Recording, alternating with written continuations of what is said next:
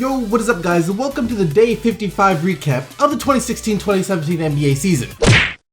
Alright, so the Oklahoma City Thunder and the Houston Rockets both got the win yesterday, and it was in two different ways. The Houston Rockets started shooting the lights out basically and forced overtime after being down to the Minnesota Timberwolves, and Karl Anthony Towns, 41 points, 15 rebounds, and 5 assists. He had a monster game, and what I'm going to be talking about basically is the MVP, and one day he will find himself in that MVP conversation, but not today, yo. Amazing game for Karl Anthony Towns, but that's not what we're going to be talking about today, yo. The Houston Rockets made a comeback in that fourth quarter to force overtime, and they wound up winning in overtime 111-109, led by James Harden, of course, 28 points, 13 assists, and 9 rebounds. And then you have the Oklahoma City Thunder, who defeated the Suns, who were basically in command the whole game, led by, of course, Russell Westbrook. Russell Westbrook was not about to take another L, yo. He was not having it. You could see it in the way he was playing, as he finished with 26 points, 22 assists, and 11 rebounds. So a 20-20 game on top of a triple-double. And he probably had one of his most efficient nights of the season. You know, he shot 9 of 17 from the field and 7 of 7 for the free throw line. And when talking about the MVP, these are the two players that often come up the most this season. Now, I know there are other candidates, but for this video, I'm going to be talking about the MVP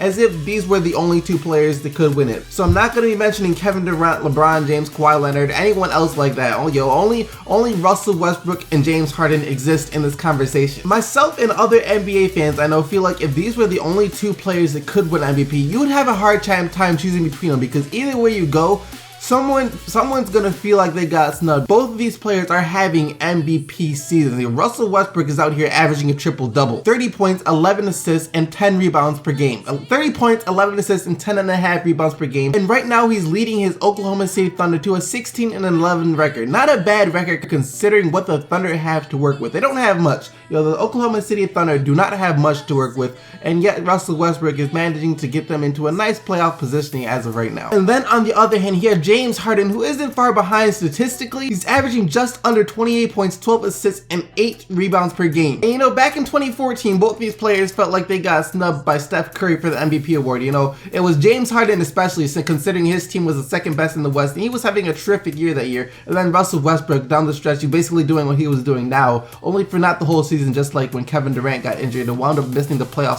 He was kind of out of contention when he missed the playoffs, which is another thing I'm going to talk about, is seeding. Shout out to my man B-Souls for making a video about this too. He made a video about the Russell Westbrook James Harden debate and who's going to win MVP. I'll have the link to that down in the description. Seeding has mattered a lot when it comes to the MVP award.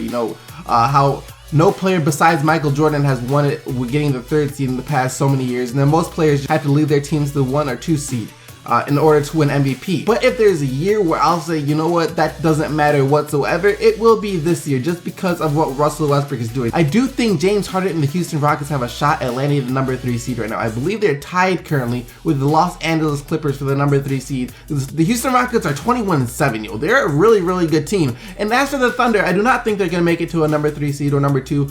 Definitely not number 1. They'll probably land up like 5 or 6 or somewhere around there. And I think to take away the MVP award from Russell Westbrook, because of that would be just outright ridiculous, because without Russell Westbrook, the Thunder wouldn't even be close to the NBA playoffs. They'd probably be the worst team in the league, just flat out. They probably have the worst record in the NBA. You'd be looking around Dallas Mavericks territory. But that's where the argument comes in for James Harden too. His team is doing better than Russell Westbrook's, and talent-wise, the Houston Rockets definitely do have an edge. They have Ryan Anderson, who's having a great year. Eric Gordon is having an amazing year. Clint Capella is having a good year. Trevor Ariza is having a good year. But that could also be a reason of James Harden making the players around him better, which is what it seems to be doing. It's either that, it's probably that, and a mix of the offense that's being run down there in Houston, which is just perfect for the players. Mike D'Antoni is running an amazing offense for the Houston Rockets right now. It's basically threes. I don't know why I said it's amazing. It's nothing complicated about it. They're shooting threes. That's their offense. Shoot threes, make threes. They make 2s, we make 3s. We should win as long as we can make some of these shots. That's their offense. But you do have to give credit to James Harden too, considering he's the one out there making all of the offensive decisions. He is the one out there making all of the offensive decisions, and so is Russell Westbrook. Except with James Harden, it results in his teammates putting up numbers as well. Yo, his teammates are out there having good games as well. Whereas with Russell Westbrook, maybe like one other guy will be a beneficiary on every night. Like last night, I believe it was like Steven Adams had a pretty good game. But with James Harden, like you have like two, three, or four, sometimes five guys that also have really good games out there on the court. And it's because of James Harden, because without James Harden, those guys wouldn't get the ball. That's just flat out because he's the one with the ball 90% of the time. Same could be said for Russell Westbrook, but like I said, with Russell Westbrook, teammates aren't involved as much as with the Houston Rockets. Hope I'm making sense to you guys, but there's also another factor, and that's the media. Yo, the media determines who wins MVP. The media votes. Basically, the player that gets the most media coverage in a season is going to win MVP. I mean, it's clear as day. You can see it coming. And right now, the player getting the most media coverage is Russell Westbrook, because the media is loving what Russell Westbrook is doing this season. I mean, you have a story about it every single night. Either way you go, Harden or Westbrook, both of these guys deserve it. Yo, both of these guys deserve it. Unfortunately, there's only one award to be given out, so one of these players will lose it, which sucks. I know you Portland fans out there are just about ready to rip your head out. I know you lost to the Golden State Warriors. I mean, people could expect a loss, but by 45 though, I mean, you gave up 135 points, so you know your defense wasn't doing anything again. Which you could see this coming. You could see that with the way the Portland Trailblazers have been playing defense, you could see this coming from a mile away. I'm surprised the Golden State Warriors didn't go out there and drop 150. That's just the truth. I am surprised they did not drop 150 on Portland State. 135-90. Kevin Durant had 34 points. Ian Clark had 23. Steph Curry had 19. Klay Thompson had 16. Yo, Kevin Durant is still having an amazing season for the Golden State Warriors. He is, despite what you want to think about him being a traitor or whatever you want to call him, he is still having an amazing season for the Golden State Warriors. But like I said for the Blazers, I don't even think this is a wake-up call. I think that should have been a long time ago. This is just